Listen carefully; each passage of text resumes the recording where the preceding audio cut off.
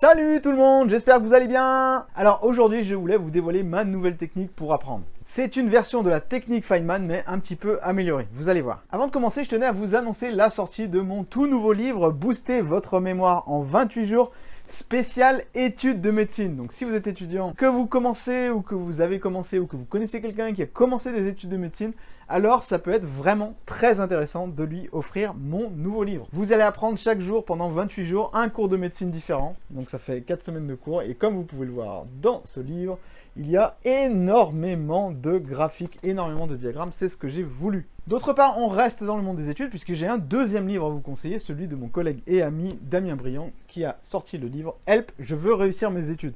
Je vous le recommande également, vous trouverez tous les liens de tous les livres en description.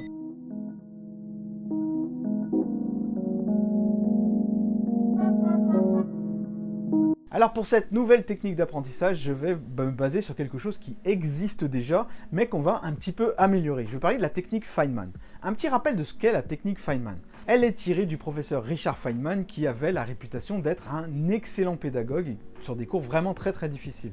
La technique Feynman, ça consiste à enseigner à quelqu'un quelque chose que vous êtes en train d'apprendre. Vous enseignez pour apprendre. De cette façon, vous pouvez être sûr, si vous arrivez à faire cet exercice, que vous avez suffisamment de maîtrise sur le sujet pour pouvoir le simplifier, le condenser et l'expliquer à quelqu'un d'autre. Idéalement, quelqu'un qui n'y connaît rien. La technique Feynman, plus en détail avec quelques exemples, je vous rappelle que j'avais fait une vidéo qui a cartonné sur le sujet, vous pourrez la trouver ici. Le problème de la technique Feynman, c'est qu'il fallait quelqu'un pour l'utiliser justement, c'est-à-dire qu'il fallait trouver quelqu'un pour enseigner. Et bien justement, avec ma nouvelle version de la technique Feynman, vous n'avez plus besoin de personne puisque vous pouvez le faire seul chez vous. Tout simplement, ça se passe en 3 phases. La première, c'est celle de l'apprentissage classique.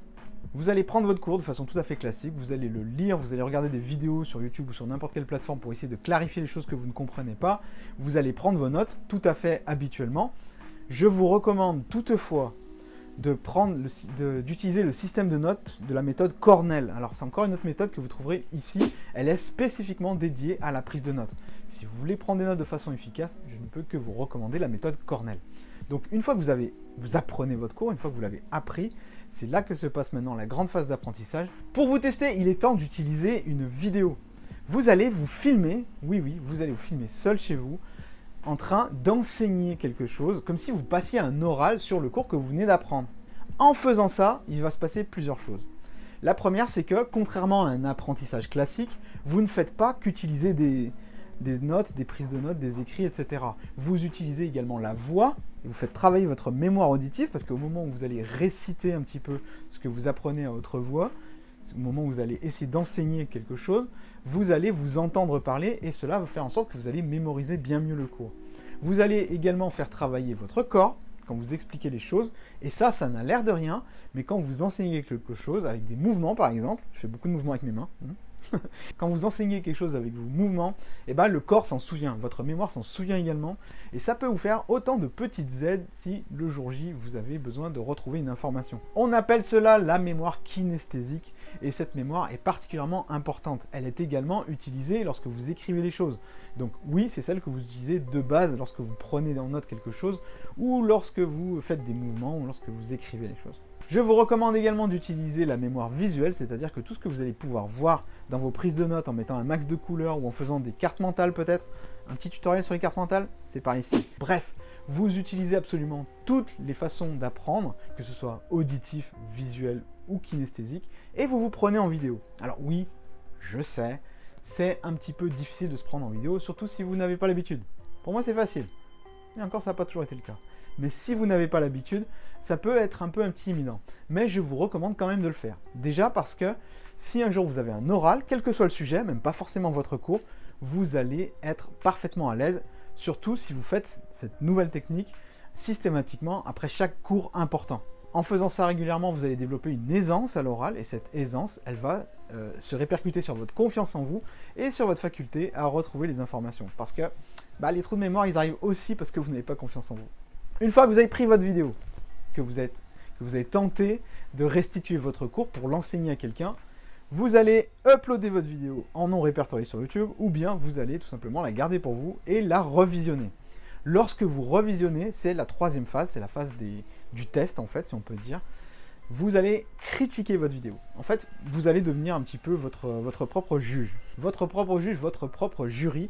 Le but ici est de repérer 3 types de choses dans votre vidéo. Vous allez faire attention à 3 types de choses. Un, c'est toutes les erreurs. Est-ce que vous avez dit des choses fausses au moment où vous avez restitué en vidéo votre cours? Deuxièmement, deuxième chose que vous allez essayer de capter, c'est toutes les choses un peu vagues que vous avez dites ou que vous n'êtes pas sûr de comprendre. Toutes les choses pas claires. Ces imprécisions, ce manque de clarté, vous allez devoir le corriger dans une 4e phase. Et enfin, la dernière chose sur laquelle vous allez faire attention lorsque vous revisionnez vos vidéos, c'est les choses que vous avez oubliées, tout simplement. Parce que c'est probablement ces choses-là qui vous poseront souci le jour où vous avez un examen particulièrement. Donc, au moment de revisionner votre vidéo, vous avez une vision bien plus précise de là où vous avez des problèmes pour apprendre. Vous n'êtes donc pas obligé de tout réapprendre, mais grâce à votre vidéo, vous savez exactement ce que vous devez améliorer. Et là, libre à vous. Soit vous avez un peu de temps et vous voulez un apprentissage parfait. Dans ce cas, je vous recommande de faire une 2e tentative, c'est-à-dire de reprendre une vidéo au vu de vos critiques en essayant de vous améliorer. Soit vous n'avez pas bien le temps. Dans ce cas-là, vous allez prendre votre fichier vidéo, vous allez le renommer cours avec la date, le titre du cours, et vous allez le mettre, vous allez le sauvegarder à un endroit. Lorsque vous ferez vos révisions plus tard, peut-être en vue de partiel ou peut-être en vue d'un grand examen, vous allez revisionner ces vidéos et vous allez ainsi essayer de vous améliorer. Donc tout dépend du temps à votre disposition. La technique Feynman, vous prenez vos notes et vous essayez de l'enseigner à quelqu'un, suppose que vous avez quelqu'un à côté de vous. Le problème, c'est qu'en faisant ça, vous n'utilisez qu'une seule de vos mémoires, c'est la mémoire kinesthésique, celle des écrits. Là, en vous prenant en vidéo, c'est complètement différent puisque vous avez en plus le visuel et en plus vous avez l'auditif. Cette façon d'apprendre est vraiment puissante, vous demandera un petit peu de temps, donc mon conseil est de la garder pour les cours qui sont vraiment clés, fondamentaux, ou ceux qui sont vraiment plus difficiles et exigent que vous y passiez un petit peu plus de temps. Afin de vous donner un exemple si ça vous intéresse, je vais vous montrer comment je m'y suis pris pour un cours sur la chronobiologie, que j'ai enregistré il y a déjà maintenant 2 ans, et que j'ai gardé, que je vais vous faire voir un petit extrait. Si vous voulez voir la suite, vous pouvez avoir accès à la totalité de ce cours en vidéo, vu qu'elle est en non répertorié sur YouTube, vous avez le lien dans la description également.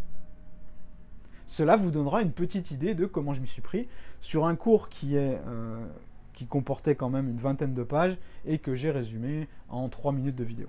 Alors maintenant, je voulais vous parler de chronobiologie. Qu'est-ce que c'est que la chronobiologie? En fait, c'est vos rythmes biologiques naturels et notamment votre niveau de sommeil. Et votre niveau de sommeil, il a une grande influence sur votre concentration.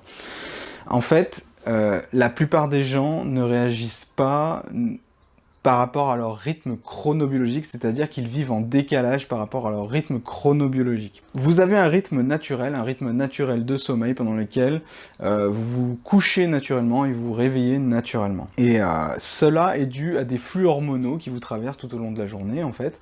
Et selon l'heure de la journée, ces flux hormonaux vont se libérer dans votre cerveau et vont, par exemple, au moment où vous avez envie de dormir, vont sécréter de la mélatonine, l'hormone de l'endormissement, et vous allez commencer petit à petit à vous endormir à une certaine heure. Mais tout le monde n'est pas égal vis-à-vis de ces flux hormonaux.